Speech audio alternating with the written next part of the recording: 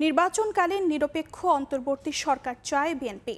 তাই উপদেষ্টা পরিষদ থেকে 2 ছাত্র প্রতিনিধিকে দ্রুত সরে যেতে হবে। সময় সংবাদকে দেয়া সাক্ষাৎকারে একথা বলেন বিএনপির মহাসচিব মির্জা ফখরুল ইসলাম আলমগীর। আর তার শঙ্কা, জাতীয় নির্বাচন বানচালে দিল্লি থেকে ষড়যন্ত্র করতে পারে আওয়ামী লীগ। তবে তা জনগণ আগের মতোই প্রতিহত করবে বলে মন্তব্য বিএনপি মহাসচিব বলেন, দলটি নিজেরাই নিজেদের ক্ষতি করছে। অতীতের ভুলের জন্য ক্ষমা চেয়ে দলের ভালো লোকদের সামনে এনে রাজনীতি করার চেষ্টা করলে আওয়ামী লীগের জন্যই মঙ্গল হতো। আহমেদ সালেহিনের বিশেষ রিপোর্ট।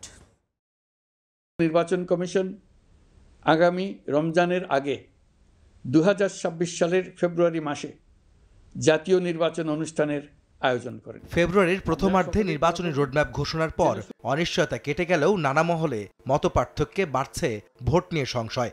ফ্যাসিবাদ বিরোধী শক্তিগুলোর বিপরীতমুখী অবস্থানে একদিকে সংকটের মুখে জাতীয় ঐক্য, অন্যদিকে কার্যক্রম নিষিদ্ধ থাকা আওয়ামী লীগের গুপ্ত তৎপরতায় পরিস্থিতি অস্থিতিশীল হওয়ার শঙ্কা দেখছেন রাজনীতিবিদরা।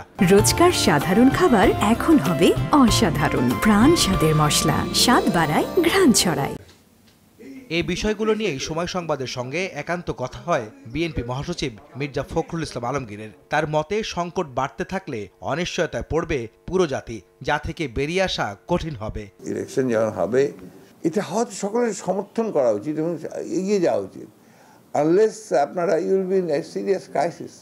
এই যে জাতি একটা চরম বিপদের সম্মুখীন হবে, যে বিপদটা কাটিয়ে ওঠা এই জাতির পক্ষে সম্ভব হবে কিনা আমার সন্দেহ আছে। ভারতে বসে আওয়ামী লীগের নির্বাচন বানচালের ষড়যন্ত্রের বিষয়ে ক্ষোভ ঝাড়েন বিএনপি মহাসচিব। বলেন, দলটি আবারও ভুল করলে জনগণ তাদেরকে প্রতিহত করবে। From the beginning Awami League আপনার সন্ত্রাসী কার্যকলাপ করে এসছে, এবার জন্মের পর থেকে।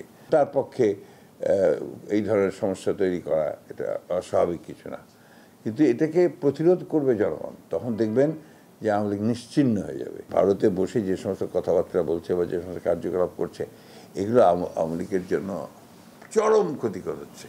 সে যদি ক্ষমা চেয়ে বরঞ্চ বলতো যে আমরা ভুল করেছি, কিছু ভালো লোকজনদের দিয়ে সামনে এগিয়ে দিয়ে রাজনীতি করার চেষ্টা করতো, তাহলে অনেক বেটার করতো। নির্বাচন প্রসঙ্গে মির্জা ফখরুল ইসলাম আলমগীর জানান, আগামী সংসদ ভোটে অন্তর্বর্তী সরকারের নিরপেক্ষতার জন্য তফসিলের আগেই উপদেষ্টা পরিষদ থেকে 2 ছাত্র প্রতিনিধিকে পদত্যাগ করতে হবে। 2 জন বৈষম্য নেতা আছেন, তাদের ব্যাপারে আমরা আগেই বলেছি যে they should not be in the cabinet. এটা 19 সালের দায়িত্ব হবে যে একেবারে নিউট্রালিটি মেনটেন করার জন্য এদেরকে বলা যে তোমরা চলে যাও, বেটার। তা না হলে তো প্রশ্ন উঠবেই। নির্বাচনকালীন সরকারের বিষয়ে বিএনপি মহাসচিব আস্থা রাখতে চান ডক্টর মোহাম্মদ ইউনূস সরকারের উপরেই। আহমেদ সালেহিন, সময় সংবাদ, ঢাকা।